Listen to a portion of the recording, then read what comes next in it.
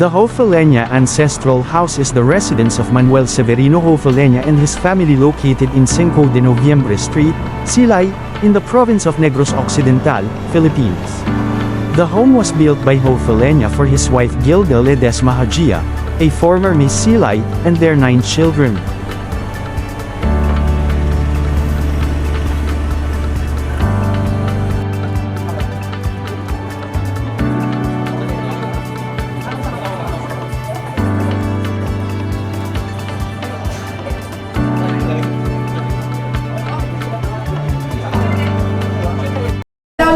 Ng pictures and videos dito lang sa first floor. So mamaya sa second floor hindi na kami nag-aalaw. So doon ko na lang mamaya explain kung bakit hindi siya pwede. So welcome po sa Manuel Hofeleña Ancestral House. So yan po si Manuel Hofeleña, yung may-ari ng bahay. And then his wife Hilda was our former Miss Silay in 1928. And then yung bahay, na-built noong 1934, pero yung staircase, 1900, kasi galing po siya sa mother house. Kaso nga lang, nasira, so di-transfer the staircase dito sa bagong bahay. And then yung kahoy, balayong, or cherry wood from cherry blossom tree from Palawan. So mas harder siya compare sa Nara and then termite tree. And then the design is Art Nouveau. And then yung ginamit na pako, wooden pegs or wooden nails. Hindi pa uso noon yung metal nails na ginagamit natin ngayon. So these 3 pictures, only one person, that is Ramon Hofeleña. So pangalawang anak po siya ng may-ari ng bahay. Isa po siyang journalist, and then siya yung dating nag-tour guide. But he died 3 years ago because of prostate cancer. So lahat ng makikita niyo dito sa loob ng bahay, si Sir Mon ang nag-preserve, and then mga collections niya. So dahil din sa kanya, na-open po yung bahay sa public noong 1962, and then 1980. This was declared by the National Cultural Arts as the first museum here in Silay. So after 30 years na lang, dineclare yung dalawang museum dito sa amin sa Silay. So dito po tayo. Ito naman, ang parents na mag-asawa. So ito yung parents ni Hilda. Si Silvestre Ohilia, and then si Bonifacia Ledesma. Si Bonifacia, yung kapatid niya si Florentina, nakapag-asawa po ng may-ari ng Negros Navigation or NN na shipping line. So yung may Florentina na barko noon, nakapangalan po yung sa kapatid niya. And then yung kay Sir Manuel naman na Perez, si Honorato Hofeleña, and then si Margarita Severino. So nagkaroon ng 9 na anak si Sir Manuel at saka si Ma'am Hilda.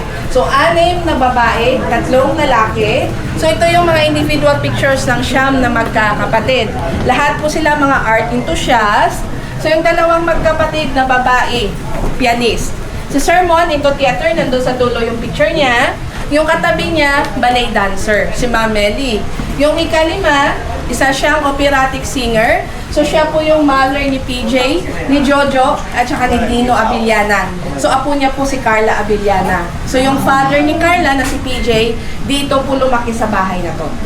So sa 9 silang magkakapatid, 2 na lang po yung buhay. Si Ma'am Baby, siya po yung pangwalo. So nasa Chicago po siya ngayon. And then yung punso, si Serene, siya po yung in charge dito sa bahay. So naging member po siya ng MET. Metropolitan Theater sa Manila, and then naging master choreographer siya sa Manila. And then the piano, more than 100 years old na to, still gumagana pa siya. Kaso nga lang, out of tune, so kailangan na siya i-tune up. So made of ivory. So may mga part na talaga hindi na siya gumagana. So may candelabra, kasi wala pang electricity noon. So, dyan yung malalaman kung gaano nakatagal yung piano. So, bigay po ito ni Carmen Ledesma, yung lola po ni Ma'am Hilda. So, kasi siya po yung dating nagpa-piano. So, galing ko ng Europe, German Steinway. And then yung sala set, regalo din yan sa mag-asawa nung kinasal. So, kinasal sila December 14, 1929. So, yung mga gamit dito sa loob, mostly mga 95 years na. So, mas matanda pa siya compare sa bahay. So, yung bahay, 90 years. So, yung sulian ng ratan, original pa yan. Hindi pa siya napalitan. So, medyo brito na siya, so hindi na namin pinapaupuan. Pero yung kahoy na ginamit, mahogani. So, ito naman. May nakakilala po nito? Ito po. Plancha. Yes, plancha. So, ito yung tinatawag na prensa di corona. Prensa, plancha, di corona. Kasi para siyang corona. Lagyan ng uling. So, yes, lagyan mo siya ng uling and then may handle lang siya na kahoy para hindi nga mapasok. So, made of brass. So ito yung dating plancha during Spanish time. So made of brass po siya. So ito yung pinakamalaki. Yung pinakamaliit, ganito lang siya kalaki. So ang hirap mag-plancha noon kasi wala siyang cover. So yung triangle, mga early 70s na yun. So yun yung naabutan natin. So sa sugar barrel si Sir Manuel, so pag may bisita siya dito niya ini-entertain. So depende na sa kanya kung dadalhin niya sa sala or hindi. And this picture was taken last year. Yes, this is our seaport before. So this is the longest seaport in Asia during World War II. So from Europe, the shipping straight here in Silay, kaya po tinawag kaming Little Paris of Negros. Dahil po sa kanya. Kasi siya po yung tulay ng mga gamit from Europe papunta po dito sa amin. Kahit yung mga architect na gumawa ng aming simbahan at yung ibang mga bahay dito. Kaso nga lang, nasunog siya kasi sinunog po ito ng mga Amerikanong sundalo noon para hindi makadaong ng barko ng mga Hapon dito sa Negros Occidental. So last year lang yung picture na yun. So ginagawa ng paraan ng national, nalagyan siya ng landmark na pwedeng bisitahin ng mga bisita. For now, hindi kami nag-advise kasi may squatters area around. So hindi siya safe puntahan. Saan siya located? Barangay Bambulak, dito po na sa Bambulak. Yes. So ito naman, si Ma'am Hilda. So si Ma'am Hilda, hanggang 1990 buhay pa po siya. So kasama niya po yung siyam niyang mga anak. And then dito naman, kasama niya yung mga apo niya. So ito po si PJ, yung father ni Carla. And then yung kapatid niya si Jojo, artista din. And then yung bunso, si Dino, so recording artist siya noon. And then ito yung anim niyang mga anak na babae. So ito naman, may fish pan. Yan po yung dating likod ng bahay. May fish pan. So ngayon wala na pong fish pan. Puro punong kahoy na lang po. So papasok po tayo sa prayer room. So dito po tayo. Ito sa Silay, yung mga heritage house, may mga prayer room, very religious po sila. So 1972, nagkaroon ng printmaking lesson si Sir Mon. So that is the first printmaking lessons outside Manila, so it happened here in the house. And then that guy is the youngest, si Serene. So naging member po siya ng NET. And then naging master choreographer siya sa Manila. Si Dino, kapatid ni PJ, so sabi ko nga, naging recording artist po siya noon. And then yung father ni Carla, si PJ, bago po siya naging artista, naging model po siya ng Pepe Jeans. So yan po yung first endorsement niya. And then in Reader's Digest, Sir Mon was the first Filipino na na-featured sa Reader's Digest. Dahil sa pagmamahal niya sa art, so ito yung article. So may Chinese version, kasi yung nag-interview sa kanya, isang Chinese writer from Hong Kong. And then si Sir Mon, nanalo siya ng first prize sa Koda Photography noong 1956 na Olympics. 1962, Sir Mon was the first Filipino that featured in Asian magazine wearing a bikini trunk. So, naging model po siya ng Speedo. And then, Estilo Ilonggo, 1989, pumunta po ang BBC TV dito, featured ng mga Ilonggo delicacies sa Far East Cookery na series nila. So, nakasama po ang fruit punch na recipe ni Ma'am Hilda, and then the Sugar Lanja, one of the indie film in Toronto, Canada, 2011, dito sila nag-shoot sa bahay. So, bakit ang kitid ng highway ng Silay? So, Silay Residents petition to divert highway. So, during Marcos time, may project si Marcos ng road widening every city. So, kung makita nyo pagpasok ng Silay, bigla na lang kumitid. Because along the highway, ang daming heritage houses. So, nasira po dati yung plaza namin. Una-una po siyang nasira. So, doon po na-alarma si Sir Mon. Paano kaya pag nasira pa yung ang bahay along the highway? Saan po titira yung mga lolo't lola niya? Kasi yung sa along the highway, yung Mang Inasal, yan po yung bahay ng mga Ofelenia dati. And then, yung sa katabi, yung Metro Bank, sa mga Severino naman sa lola niya. So siya po yung naglakas ng loob na gumawa ng petition letter, pinapirma sa community hanggang na-approve ng Malacanang. So naghanap sila ng other route para sa malalaking sasakyan, kaya hanggang ngayon nandyan pa rin yung heritage houses along the highway. So sila po yung rason kung bakit nakitid ang highway namin kasi hindi po siya nasira. And then kung makikita nyo, ang daming mga santo. So galing yan ng Bicol at Bohol, mga collection si Sir Mon. So marami yan dito nakadisplay sa bahay. And then si Lady of Rosary, yung mukha at saka yung kamay, made of ivory, pero yung corona at saka yung thread ng damit niya, yung mga designs, made of gold. So sa mother pa yan ni Ma'am Hilda during Spanish time, so hindi namin alam kung ano yung exact na edad ng Birhen.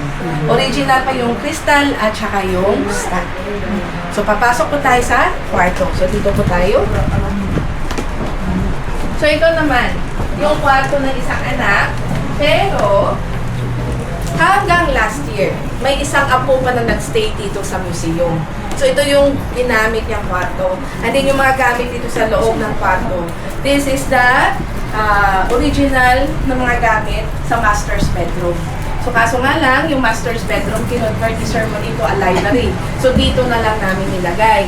So galing din to ng Pampanga na furniture shop, mahogany po yung kahoy. So sa siyam silang magkakapatid. Dito po silang ginawa, 8 po yung pinanganak ni Ma'am Hilda. Dito sa bahay, dito sa higa nito. So yung mother lang ni PJ, yung hindi pinanganak dito, kasi that time is World War II. So 1945. So nag-evacuate sila malapit sa dagat. So doon siya pinanganak. So saksi po si Holy Family sa World War II. So made of ivory din siya. So dinala nila, hindi na po original yung crystal kasi napasag. And then kung makikita nyo may baol at saka vault kay Ma'am Hilda pa yan. Ito yung camcorder na dating ginagamit ni Sir Mon and then yung transistor. So kung makikita nyo may CR. Between 1965 to 1970 siya dinagdag. Original pa yung tiles pero yung mga gamit dyan, yung iba mga modern na. Kasi ginamit ko ng isang apo hanggang last year. So pupunta po tayo sa library. So sa right side po tayo dyan. So Sir Ramon converted into a library. So ito yung mga libro na na-collect niya. So yung iba dyan, mga limited edition. Pero halos lahat po yan nabasa ni Sir Mon. Kaya tinawag naman siyang human encyclopedia ng Negros Occidental. And then souvenirs from different countries. So this one is a Kokishi doll from Japan. So yung ipapakita ko sa inyo, this is the micro version of Kokishi doll. Ito yung pinakamaliit na doll sa buong mundo. So made of wood po siya, lalaki at babae. Very detailed. And then may rice grain siya sa taas. Kasi yan yung comparison kung gaano kalaki yung dalawang doll. So ilagay ko sa table, you can take pictures and video. So take time, hihintayin ko po kayo lahat na makakuha ng picture. Sige po, lagay ko po dito. Sorry, master's bedroom yun. Yes, this is the master's bedroom before. So kinonvert ni Sir Mon dito a library. Sige po.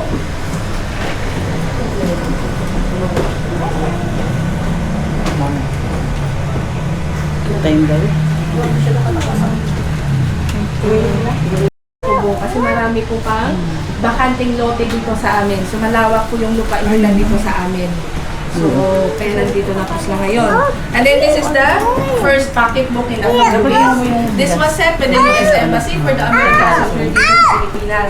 For entertainment purposes po siya. And then yan po yung limited edition. So medyo brito na siya. So hindi na namin pinapalabas sa cabinet. So kung gusto niyo picturean, dito na po. Pwede siya.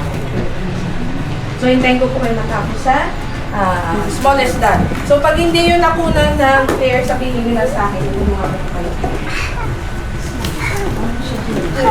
Microscopic po yung paggawa pa. And then pag nag-drawing sila ng mukha, yung ginagawa na, ginawa niya, hinuhulog niya. Para isang picture ni Emma.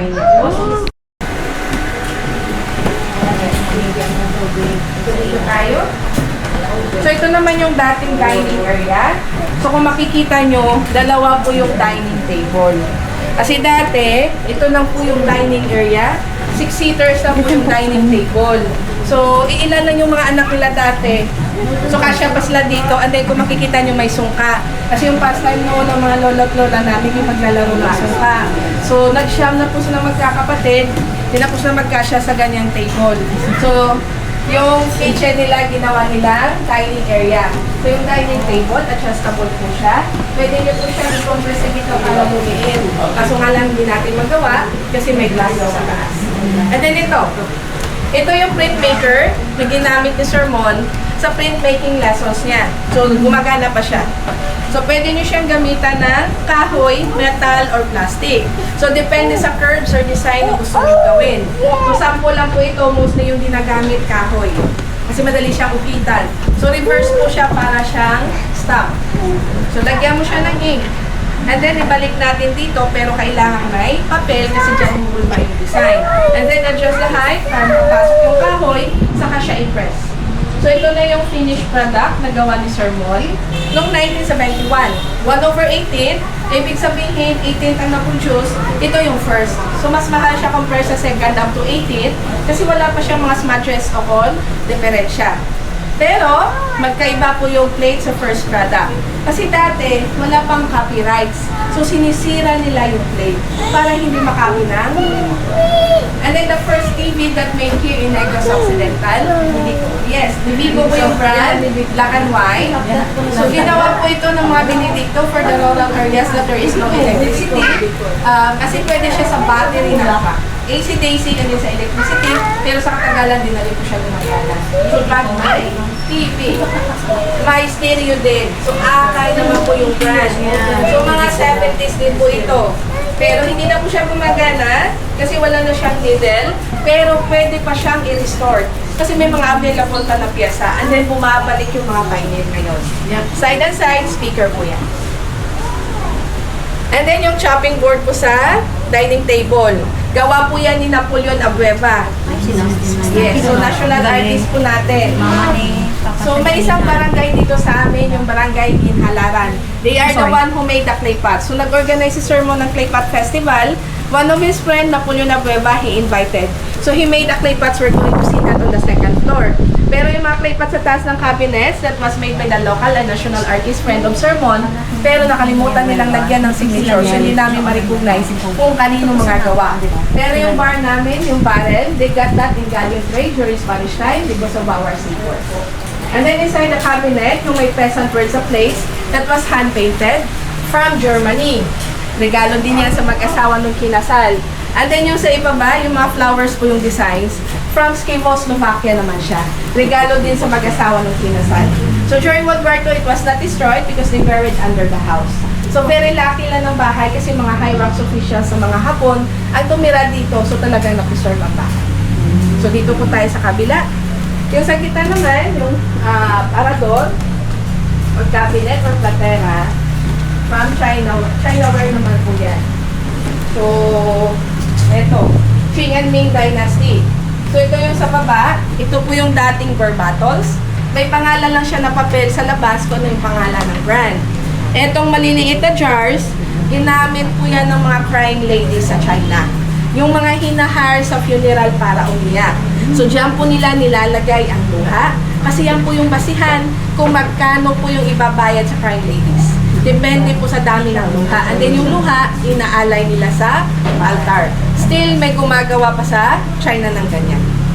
So, ito naman sa kabila. Mga nahukay ito sa Pilipinas, mostly sa Batangas, except for the oil jaglet. Galing po yan ng Israel. Bigay po yan ng mga Rosenberg kay Sir Mon as a gift. And then the rest came from Calatagan, Batangas. So, hindi po alam ng may-ari ng Ayala Mall na ang nabili nilang lupa doon, isa palang burial site or cemetery before. So, ito yung mga nahukay, kasama yung mga kalansay. Ito yung mga gamit ng mga patay na pinapadala pag nilibing. Kaya merong Ayala Museum sa Makati kasi marami silang artifacts na nakuha doon sa Calatagan, Batangas. And then the silver and bronze, plated lang po yan. Regalo din yan sa mag-asawa nung kinasal.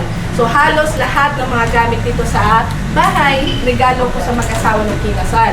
So papanig tayo sa taas, hindi na po kami nag-aalaw ng pictures and videos, so doon ko na lang mamaya explain. So careful lang tayo sa stairs kasi medyo madulas. And then baka magulat po kayo, baka bigla na lang may pumasok sa kwarto na lalaki na naka-uniform ganito sa akin. Security guard po namin yun.